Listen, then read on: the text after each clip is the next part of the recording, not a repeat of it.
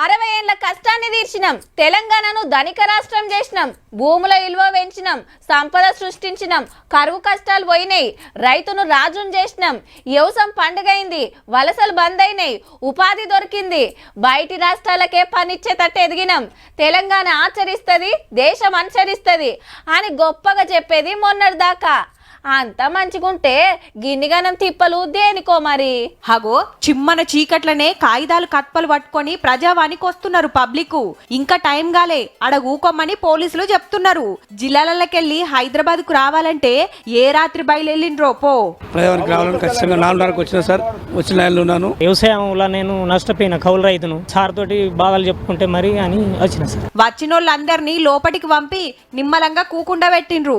అటెన్క ఒక్కొక్కరిని పిలిచి దరఖాస్తులు తీసుకునుడు నడిచింది. పింఛన్ చెప్పి నన్ను అడిగితే 20,000 చేసిస్తా, తిననికే కష్టం ఉందంటే 20,000 ఎక్కడికైనా తెచ్చియాలా సార్ మీకు? గింత అన్యాయం ఉంటాదుల్లా. నిజామాబాద్ జిల్లా నిజామాబాద్ టౌన్, నా గల్లీ పేరు కేసీఆర్ కాలనీ. కానీ ఒక్క పని కూడా కావట్లేదు అక్కడ. అవసరం నంబర్ అడగడానికి పోతే మున్సిపాలిటీలో లంచాలు అడుగుతున్నారండి. వశరాములమ్మ లెక్క పేరుంది నాకు. టీఆర్ఎస్ పార్టీలో పనిచేసినా కానీ ఏం లాభం లేదు. అగనట బీఆర్ఎస్ పార్టీ కోసం కొట్లాడే గీ అక్కకాడ సుత లంచం అడిగిరట ఉత్తములు. గీ సారు హెడ్ కానిస్టేబుల్, ఈయన భూమి సుత కార్ పాటోలు గుంజుకున్నారట. 14 ఎకరాల ల్యాండ్ బలవంతంగా నన్ను ఒక రూమ్ లో బంధించి కబ్జా చేసుకున్న దారులకే నువ్వు చస్తావా రాసిస్తావా, చంపేస్తాము. టీఆర్ఎస్ లీడర్లు అండ్ ఎస్ఐ వాళ్ళకి సపోర్టు. ఇయాల కూడా కబ్జాల కంప్లైంట్లే షాన్ వచ్చినాయి. నష్టపరిహారం ఎకరకు 6 లక్షలు లెక్కిస్తే అప్పుడున్న ఎంఆర్ఓ, ఆర్డీఓ, వీఆర్ఓ వీళ్ళందరూ తప్పుడు పత్రాలు పెట్టి ఈ డబ్బులు కాజేసిరన్న. ఇక్కడే సూసైడ్ చేసుకున్నాం సార్ మేము 3 సార్లు. పెట్రోల్ పోసుకొని కింద పథకం కింద 60 గజాల పట్టా ఇచ్చిండ్రండి. మేము వేసుకున్న ఇల్లు జాగా కూడా కబ్జా చేసుకున్నారండి. ఇట్లా జేసీపీలతో కూలగొట్టడము. తెలంగాణ ఉద్యమకారులకు ఇల్లు జాగిస్తామని కాంగ్రెస్ గ్యారెంటీలో ఉన్నది కదా, దానికి దరఖాస్తు పెడతానికి కొందరు వచ్చిండ్రు. మా నాన్నగారు అమరవీడు కాలేగా సార్, నాకు వల్ల కాలం అనేది నాకు గుర్తించదు.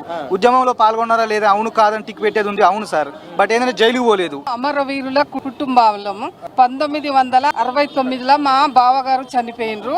ఆ తర్వాత మాకు ఇంతవరకు ఏం న్యాయం జరగలేదు. ఒక్కొక్కరిది ఒక్కో తీరు తిప్పలా.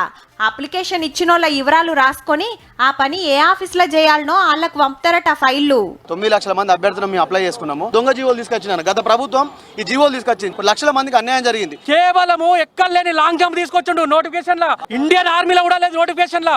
58 మార్కులు వచ్చి ఎస్టీ క్యాండిడేట్ ఇక్కడ లోకల్ బిడ్ అనేమో వాళ్ళేమో నాన్ లోకల్ అని చెప్పేసి ఇచ్చారు సార్. ఆ ట్రస్ట్ వాళ్ళు మేము చదివిస్తామమ్మా అనేసి కృష్ణా డిస్ట్రిక్ట్ తీసుకెళ్లారు. అదొక్క సంవత్సరం చదివినందుకు నాన్ లోకల్ గా పెట్టారు.